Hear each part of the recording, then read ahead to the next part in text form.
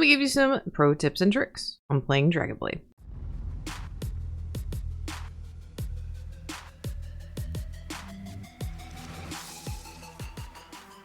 Hey, hello, beloveds, this is Trader. I'll be having a great day. I'm having a great day. We're back today in Dragon Blade, and I'm going to be giving you some tips and tricks so that you can progress quickly, have a good time while playing this game, and make a lot of money and get a lot of experience, because that's what we all want. So, let's do that normal video intro stuff, and we'll get right on into it. If you haven't already, please make sure you smash the like button and do the same thing with the subscribe button. I would really appreciate it.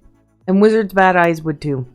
Yeah, so I'll tell you all the story about that on a live stream. So, we're going to be going over the top 10 things that I would recommend doing while playing this game that will make it so much better and the quality of life is so much more. So let's get on into that list. Number 10. There's a couple of different resting areas. You can build this hut right here, or you can build one of these lovely lean-tos. So what's really cool about these is when you walk on up to them and you hit rest, not only will you heal your hit points up, you will also get an extra heart. So when you are starting off, especially this lean-to is super cheap, I would recommend getting it just because it'll make it a whole lot easier when you're running around in the area. And if you're in your base and you can be like, okay, I can go get an extra heart, and you can go out and go fight some more bad guys. Number 9. Now, keep in mind these are not in any order, but these are just big things that I would highly recommend doing. So, chests. The keys basically cost about 1/4 the price of what you get back from doing them. Whether it be just killing monsters, or whether it's killing even worse monsters. I'm missing a monster. I think he's in my base. Sir, you're not supposed to be in there.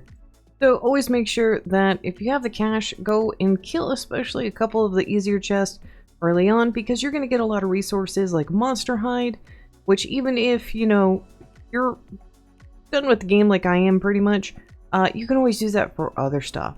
Monster items are always OP. When monsters drop items because you've been farming chests or whatever it happens to be, make sure you pick them up, because basically they are free tools to use.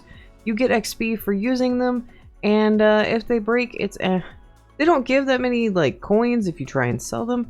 However, if you decide, you know, I need to go on a tree chopping mission, well, you now have the perfect thing to go tree chopping. So basically, it's a free way to go and chop trees. Although I would recommend doing this on the pine trees on the coast. I wouldn't recommend beating up, you know, just random stuff everywhere. But yeah, always make sure whether it's these guys or if it's the mech guys, you're picking up their lovely drops.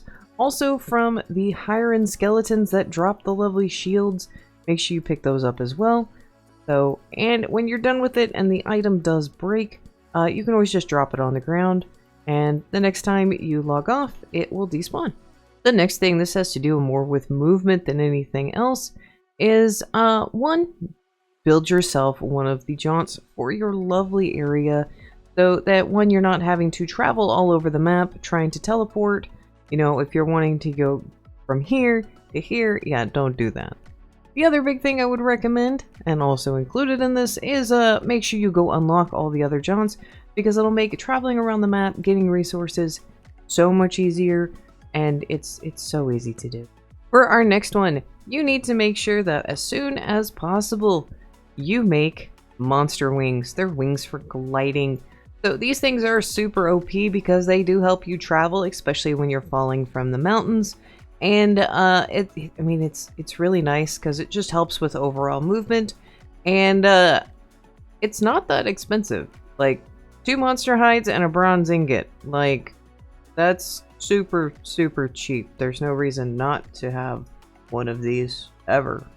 The next thing is storage. So until you hit late game and you do have a larger inventory, I would recommend having storage chests, especially for monster items.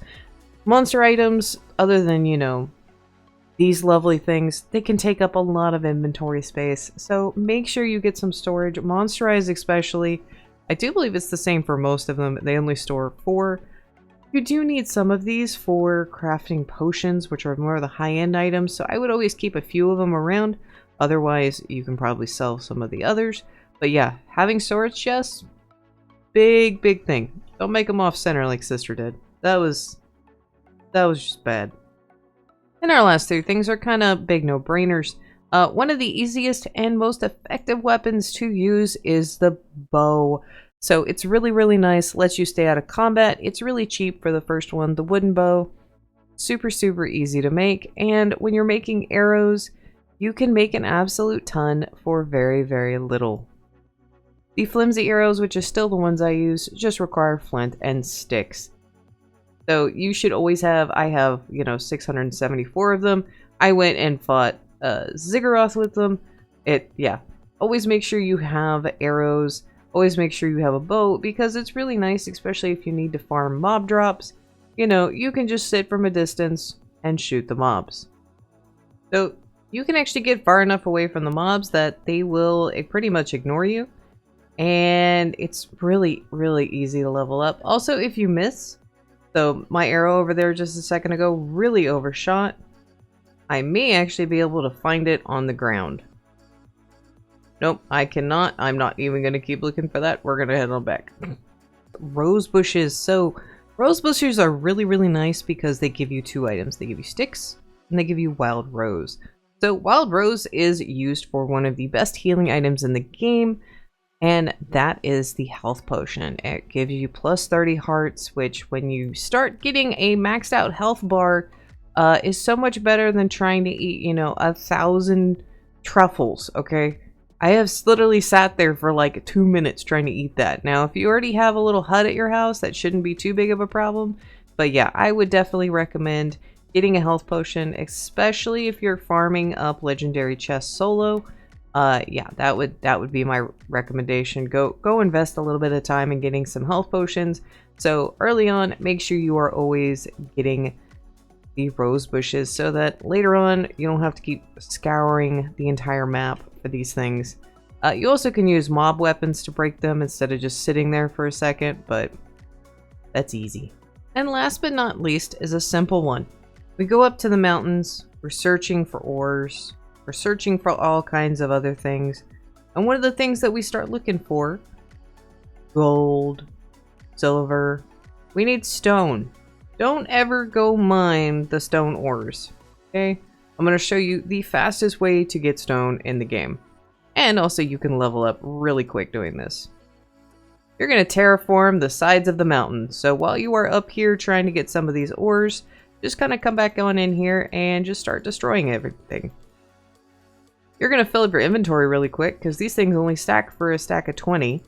So if you're doing this, make sure that you're able to reset fairly quickly and you're fairly close to one of the jaunts so that you can teleport back. But yeah, I already have 1,600 stone. In just a few clicks already, I have already gotten over 160 stone, and that's roughly 300 gold.